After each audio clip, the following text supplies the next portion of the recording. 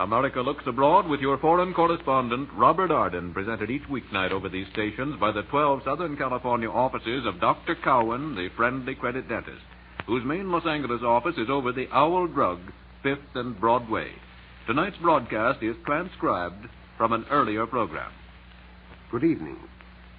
New Year's Day has come and gone. And while we are getting accustomed to writing 1941 in our datelines, 1940 A.D. is being entered into the records of history as a year which saw the most important and perhaps the most far-reaching ideological conflict of modern history break out in open warfare. The term ideological conflict is being used advisedly, since it cannot be doubted any longer that the war between Great Britain and Nazi Germany is not an armed contest between two powerful nations disputing each other's possessions, but that it is actually a life-and-death struggle between two ideologies. Let us see if my contention stands up under close scrutiny. On one side, we have Great Britain, her ally and sympathizers. They obviously stand for preservation and protection of their traditional belief in human liberty and spiritual freedom. On the opposing side, we have Nazi Germany and her totalitarian axis, the advocates of imposition by brute force of a dogma that teaches intolerance, subservience of all to one individual, and which excuses aggression and bloody conquest as the rightful means to their end employed by supposed members of a super race. Those are unquestionably the facts in the case. The bitterness which marks the current conflict, both on the battlefields and on the speakers' platforms, the hateful use of treacherous espionage and insidious propaganda, that alone would point to the existence of an ideological conflict rather than to a clash caused by more material motives. It is a well-known and perhaps somewhat unfortunate fact that human beings, when inspired by inflexible ideas, and by that are meant all ideas whose inherent weakness disallows tolerance or any other form of peaceful conciliation, are apt to transgress beyond the limits of human kindness and resort to more or less bloody violence. That psychological fact was proved by the ancient Romans during the times of early Christianity. It was demonstrated by Mohammed.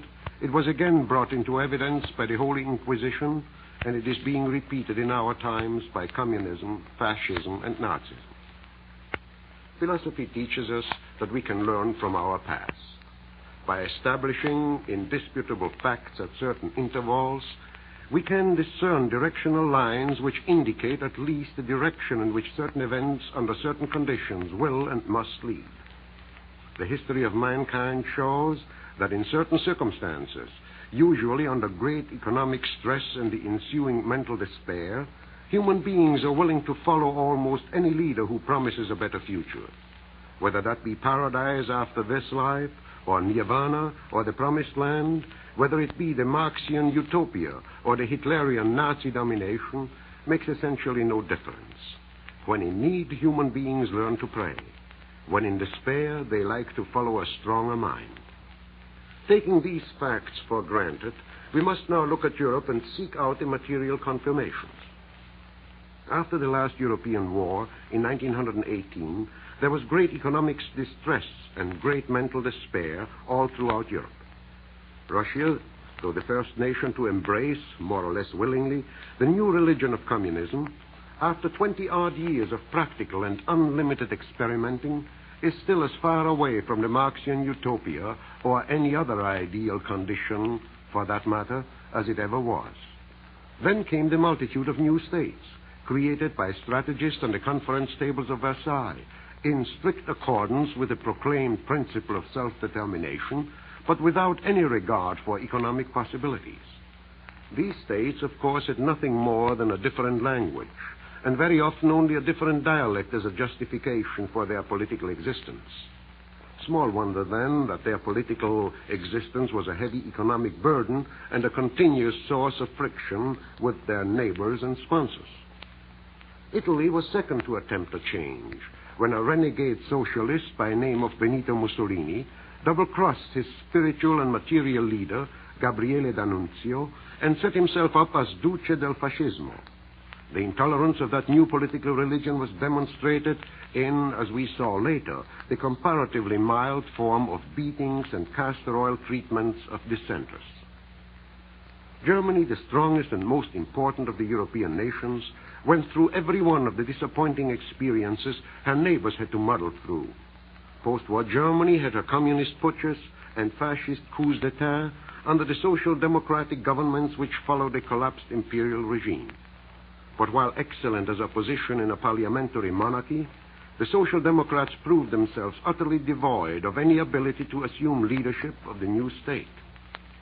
In those circumstances, under those conditions, covered by comparative obscurity, a former paperhanger, a hysterical egoist who had an axe to grind with everyone and everything, became the underground apostle of countless hungry and jobless Germans whose worst suffering came from their hurt pride.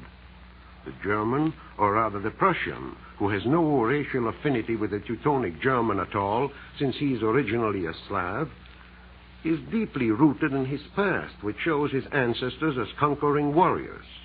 Hitler's task was comparatively easy, inasmuch as the Germans were mentally and materially ready to follow a new leader, provided he would lead them back to the glory that once was theirs.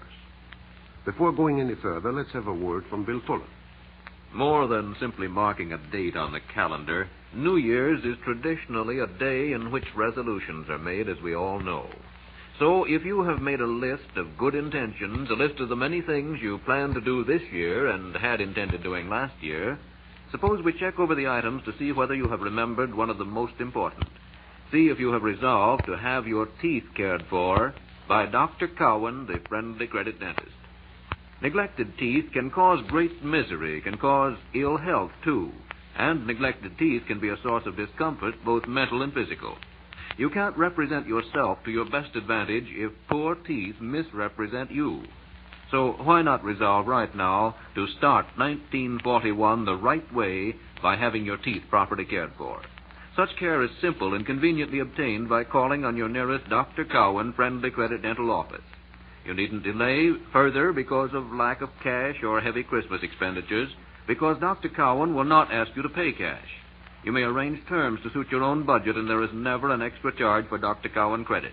And speaking of terms, with approved credit, it is not necessary to have a down payment to have Dr. Cowan fit you with a set of the improved transparent material dentures, the still recent development of dental science that has brought untold relief and comfort to wearers of artificial teeth. If you haven't learned of the advantages of these new dentures, I'd suggest that you ask Dr. Cowan to show you samples on your next visit. And I'd suggest, too, that you make that dental visit early in 1941. How about seeing Dr. Cowan, the friendly credit dentist, tomorrow? The main office over the Owl Drug, 5th and Broadway, downtown Los Angeles. And now back to Robert Arden.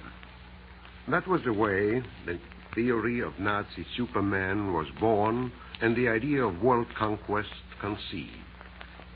The world does not acknowledge the glorious past of the Teuton and his inherited claim to greatness, so the Nazis argued.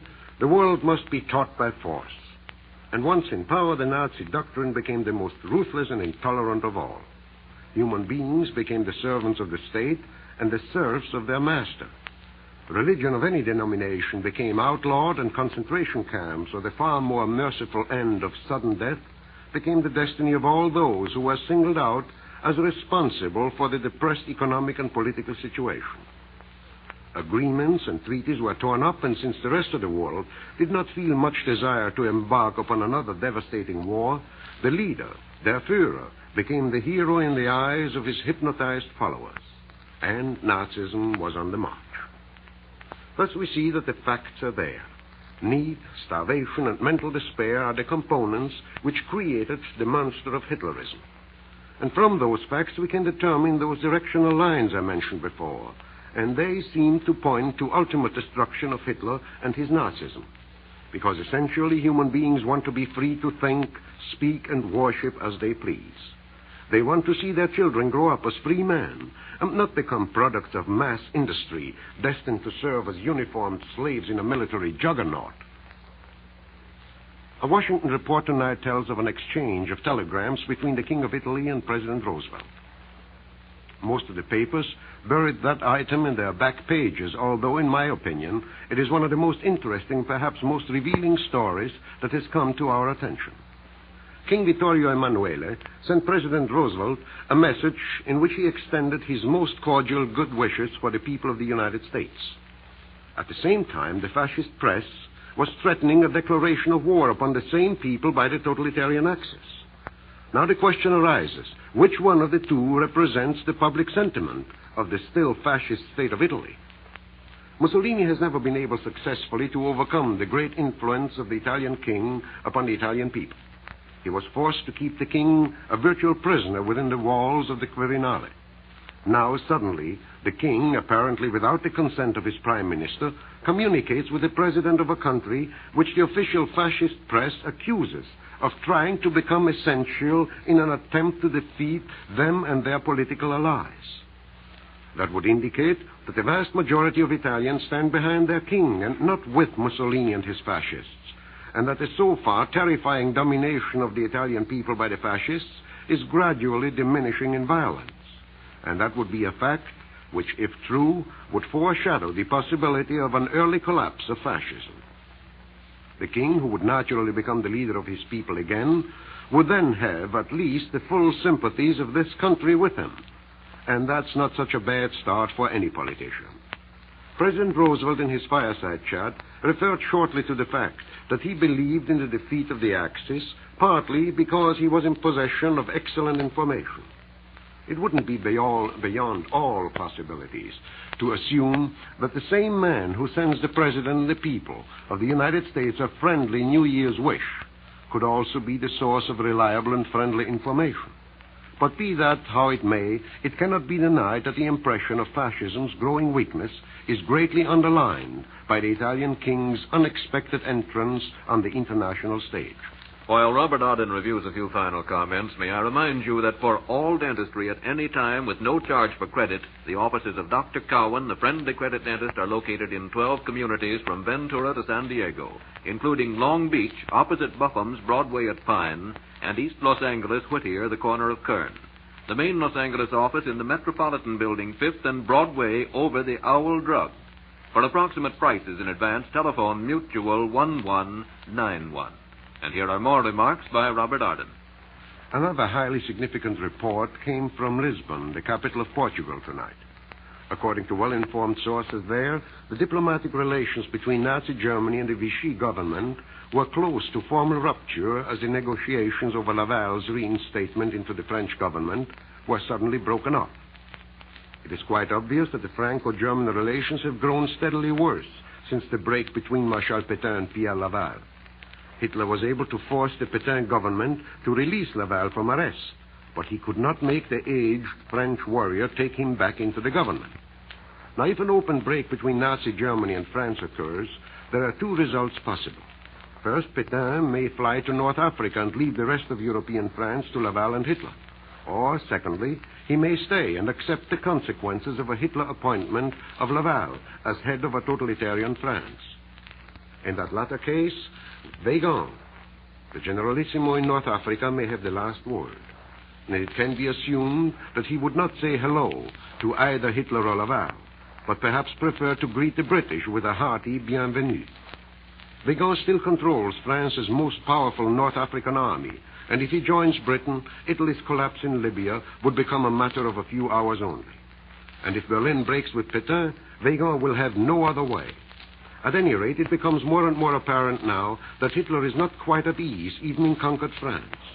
And as long as that question remains unsolved, it will remain highly dangerous for him to venture any other military expedition on the Balkans.